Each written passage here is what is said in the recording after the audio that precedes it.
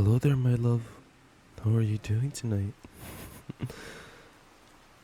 What? It's so late at night. I don't know why you're still up. Oh, scrolling through TikTok? Really? Is that really what's going on? TikTok? I mean, honestly, I can't even tell the difference between TikTok, YouTube Shorts, and Instagram Reels. Like, if I'm being completely honest, I can't even tell the difference at all. It's like hella weird, man. It's hella weird. It's like they're all the same, aren't they? You know what I miss? And this might be like a bit weird, but I miss when me and you cuddled and I read you a bedtime story. I know I have tea in my hands and we can't really cuddle comfortably, but I'd still want to try if you're okay with it. I hope you're okay with it. I'd appreciate it honestly if you would be okay with it. Um, oh, heck yeah! I'd love to read you a bedtime story while we cuddle. Alright, let me pull out my book again. Because, yes, I unironically bought a book on my way home today just so I could read you bedtime stories. Yes, I did read you a bedtime story. Like, I actually, like, no. Like, I actually went out and bought a book so I can read you bedtime stories. Um, let's see here. What are some stories we would like to read for my beautiful, amazing lover tonight? We read The Five Little Stars. I guess that and this book have in common like the first origin stories for the bedtime stories. I bought a book that's like 100 bedtime stories, and I just like read from them. I read them sometimes and think like when you're not here, I sometimes just like read them and think and cuddle my pillow and think about you. And I know I'm cringe, please.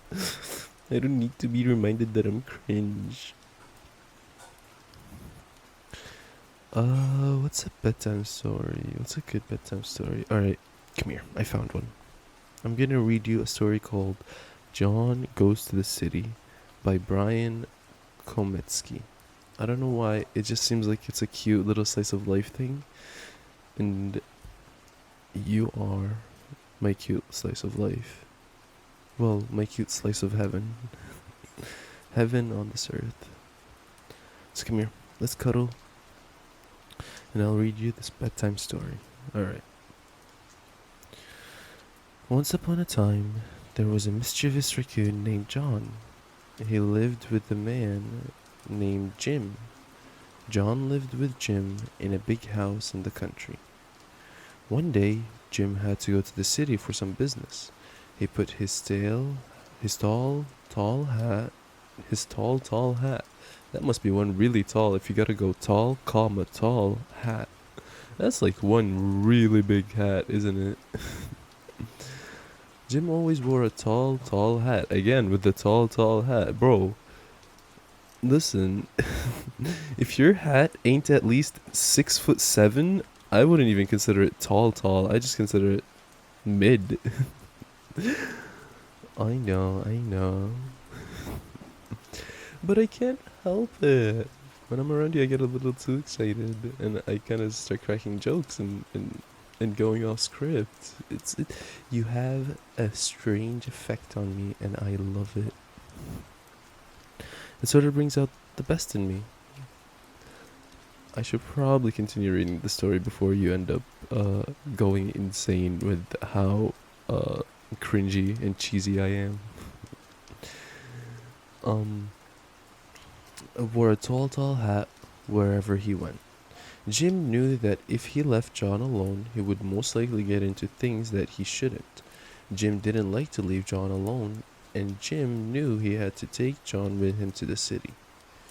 Jim and John got in Jim's car and drove to the city. John was very excited because he hadn't been to the big city before. The closer the car got to the city, the more excited John got. You know, there's something interesting about this being a raccoon. I keep remembering that picture of the raccoon crying at the window of a car, just like crying as he's looking into the city. And this is what I'm imagining this story to be. Yeah, I know that meme. Yeah. Jim talked to them. Okay. Uh, they came to the city. The more excited John got. Okay. I keep getting lost. Okay.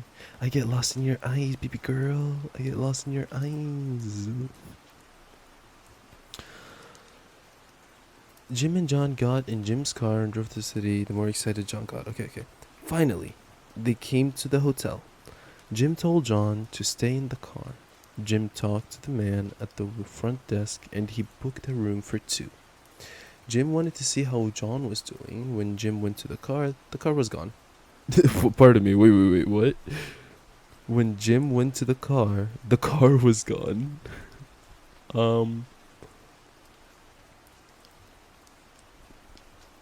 what has John done? Truly a raccoon amongst raccoons.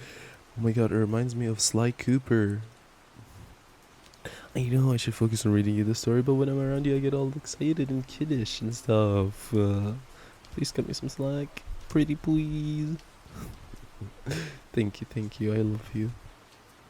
Alright, so Jim went to see how John was doing. When Jim went to the car was gone. Again, the car just disappeared. Jim was frightened. He didn't know what to do. A policeman came walking by just at that time.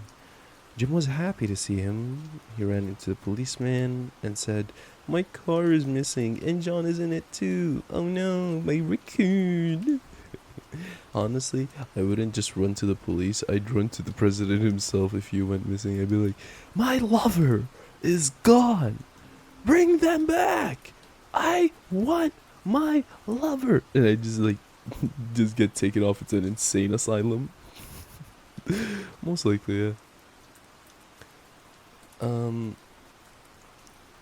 He didn't. Jim went to see how John was. Okay. A policeman came walking by just at that time. Yeah, oh wait, I already read that. I'm like a bad reader. I'm sorry. It's the feel of the new book. I love it. The policeman said, "I just saw a yellow car go rolling down the hill, and there wasn't a driver." Jim was worried about what had happened to John and the car. The policeman asked Jim what had happened. Jim thought to himself. Then he remembered that he had just had his brakes checked, and the man had said the brakes needed some work done very soon. Just then, another policeman came running. "I just saw a yellow car down the hill." Both the policeman and Jim went running down the hill. At the bottom, they saw the car resting on the curb. "Whew, are we lucky?" said Jim. Jim was very happy at first, but he wasn't happy very long. He didn't see John anywhere. Oh no, the little raccoon. He looked and looked, but John wasn't anywhere to be found. Then, as Jim turned around, out of the corner of his eyes, he saw John sitting in a tree. John looked very scared. Honestly though, cannot blame him. It feels like when we play hide and seek at the park, you just climb trees and hide in there. And I'm like, how am I supposed to get up there? Jim went over to the tree to help John. Another policeman said he had seen John running from the car after it had hit the curb. Jim was happy that John wasn't hurt. Together they went over to see if the car was alright. John and Jim took the car to the garage and got the car fixed. They both went to the hotel to pick their things up. John and Jim went back to the country. That was where John was most happy. The end. Oh, that's so sweet. Wait, you want another story? Oh, come on. Well, last time I asked you for a kiss on the cheek. What can I ask this time? For another bedtime story.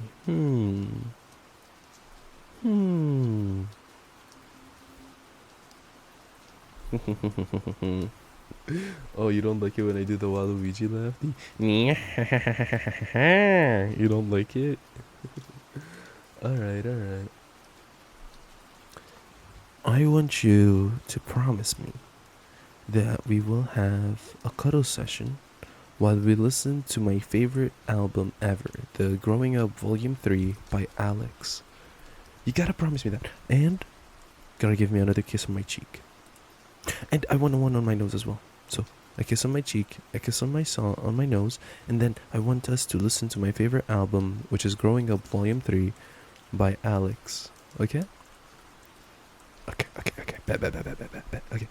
I'll wait my kisses now. Oh, my heart. Have I ever told you how much I love it when you like kiss me in like the most wholesome places ever? Oh, like my heart. I love you so much. Okay. How about I read you this one? It's a very fitting title to who you are to me. The Angel by Tracy Martin. Yeah, you are my angel. Once upon a time, there was an angel named Samantha. She was always getting into trouble. Samantha would make up stories and she was always getting into a lot of hot water. Some of the other angels noticed this. They started talking about how they should deal with this. One angel said maybe we could teach her a lesson. They all agreed. The next day, they called Sam into the cloud room. The cloud room. That's what we're gonna call our bedroom. The cloud room. The boss of all the angels asked Sam to go down to Earth and help someone in need. Sam said, "Okay."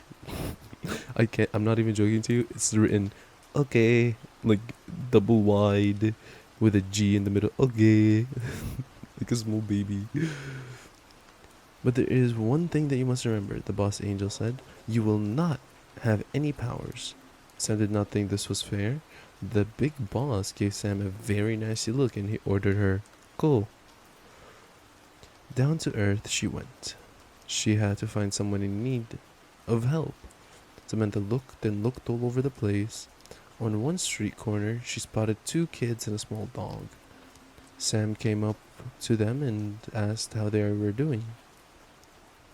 They said they were fine. Sam asked if they needed any help.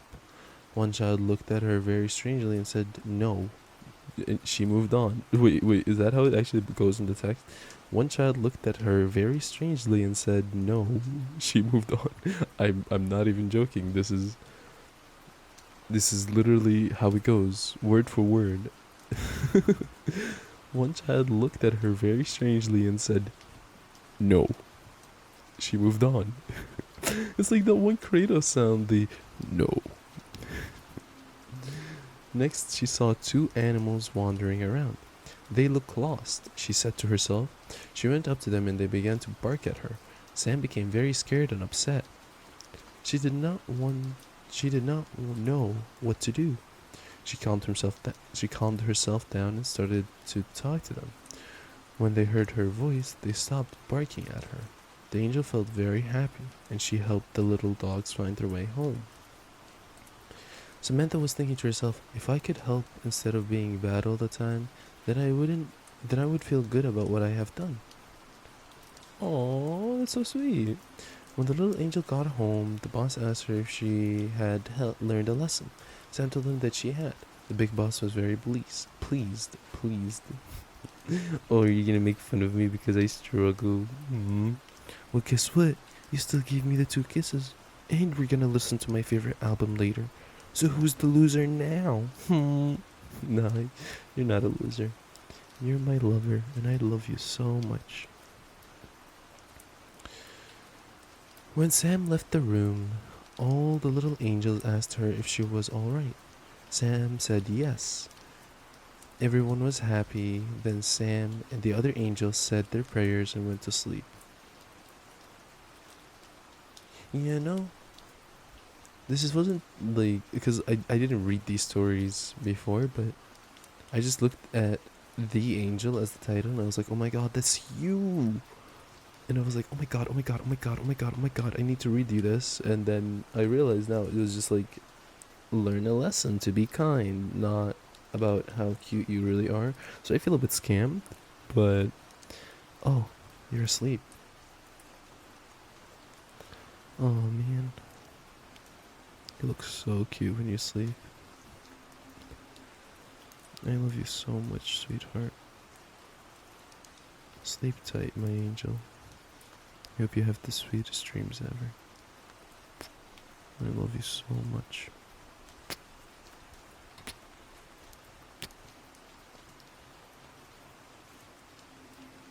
You're the best. I love you.